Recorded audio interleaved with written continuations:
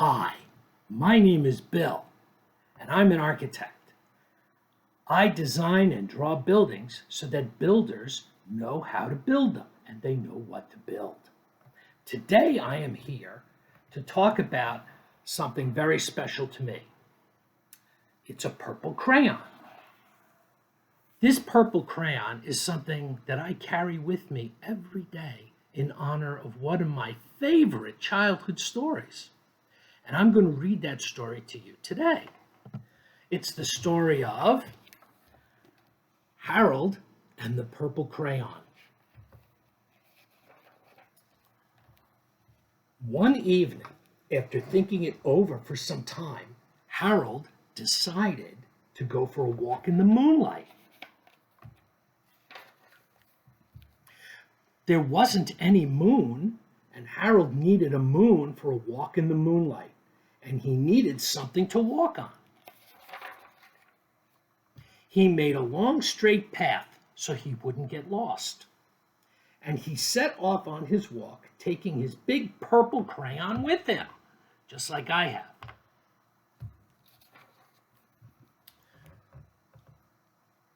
But he didn't seem to be getting anywhere on the long straight path.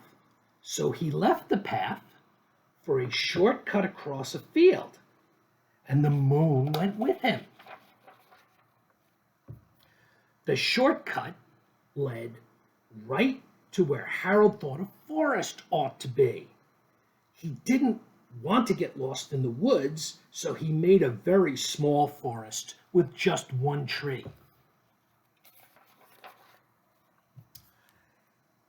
It turned out to be an apple tree. The apples would be very tasty, Harold thought, when they got red. So he put a frightening dragon under the tree to guard the apples. It was a terribly frightening dragon. It even frightened Harold. He backed away. His hand holding the purple crayon shook. It shook. Suddenly he realized what was happening. But by then Harold was over his head in an ocean. He came up thinking fast, and in no time he was climbing aboard a trim little boat. He quickly set sail, and the moon sailed along with him. After he had sailed long enough, Harold made land without much trouble. He stepped ashore on the beach, wondering where he was.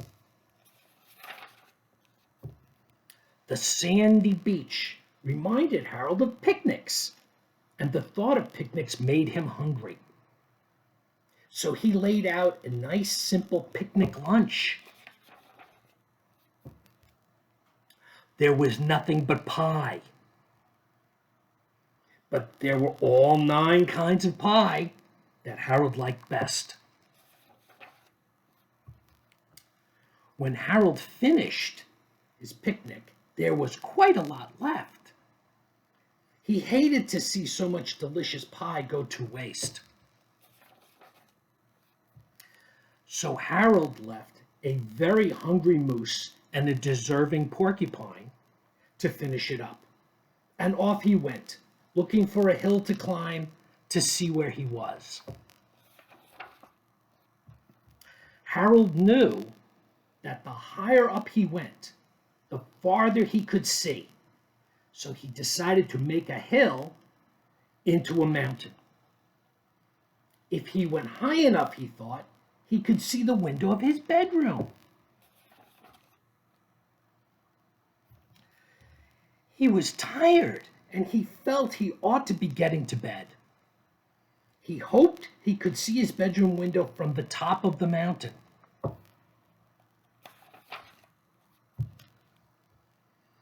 But as he looked down over the other side, he slipped.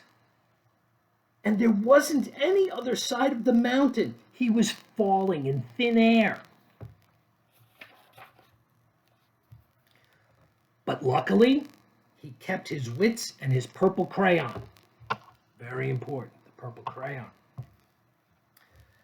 He made a balloon and he grabbed onto it.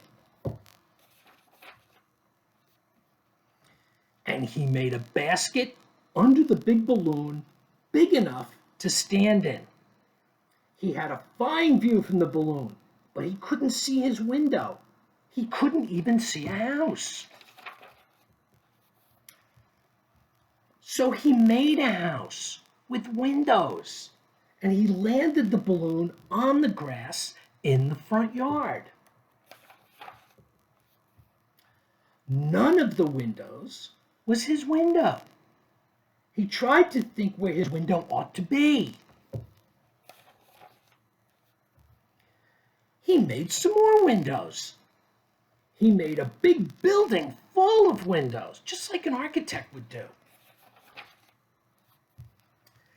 He made lots of buildings full of windows. He made a whole city full of windows. But none of the windows was his window. He couldn't think where it might be. He decided to ask a policeman. The policeman pointed the way Harold was going anyway, but Harold thanked him. And he walked along with the moon, wishing he was in his room and in bed. Then suddenly Harold remembered. He remembered where his bedroom window was.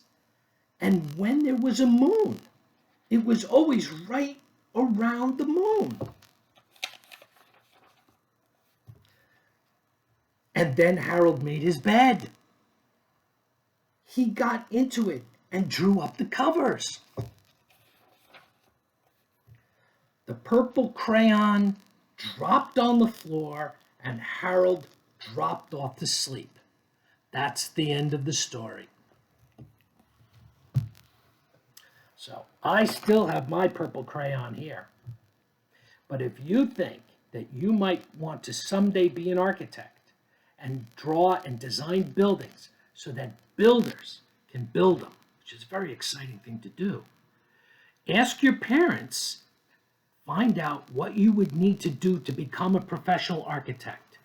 Your parents can contact the American Institute of Architects or AIA New Jersey if they want to obtain information on how you can become an architect also.